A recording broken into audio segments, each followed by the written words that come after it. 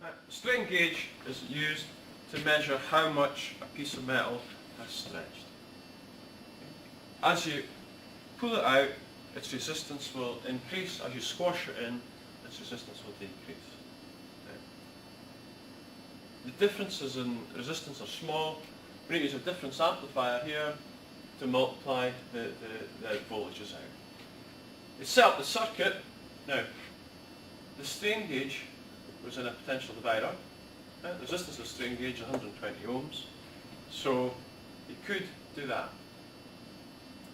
The strain gauge will also change its resistance, like all wire, with temperature.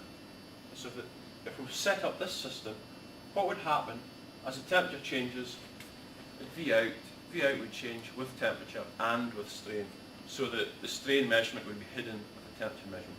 So we've got to compensate for that change in temperature. We do that by putting a second strain gauge here and not using a resistance. So when the temperature heats up, the resistance of this one changes, but the resistance of this one also changes.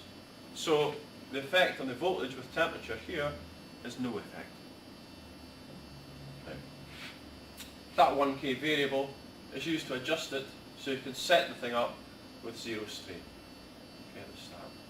Now, with these two strain gauges, one of them will be active and the other one passive. An active strain gauge is one that's measuring the force. Okay? So if that force was pulling there, this wire here is getting stretched and the resistance of this strain gauge is increasing. The passive one, you put it at right angles to the force that's been applied. Okay, so that one's, those long lengths there are not getting stretched. The resistance of this one will not change. You can also attach the second strain gauge onto a similar piece of material where there's no force being applied to it. Okay? So the active one, that's the one that's measuring the force, that's the one that's being stretched, that's the one that's resistance is changing. The passive one is not changing. Okay? It's been stretched there, these wires are not being stretched in that direction, the resistance of this one doesn't change, or you can have no force here, and again, the passive one will compensate for any changes in the temperature. Strain gauges for measuring strain.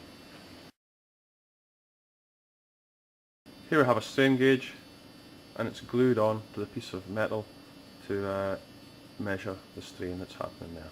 You can see, if you look carefully, the connections running vertically up and down there. So this will be an active strain gauge. So as a force is applied to the end of this, the strain will increase and the resistance of the strain gauge will increase. Right. As you put strain on the strain gauge, its resistance increases. Okay, the strain gauge is under tension, it's increasing. If I lift it up, it will be under compression and the resistance will actually decrease.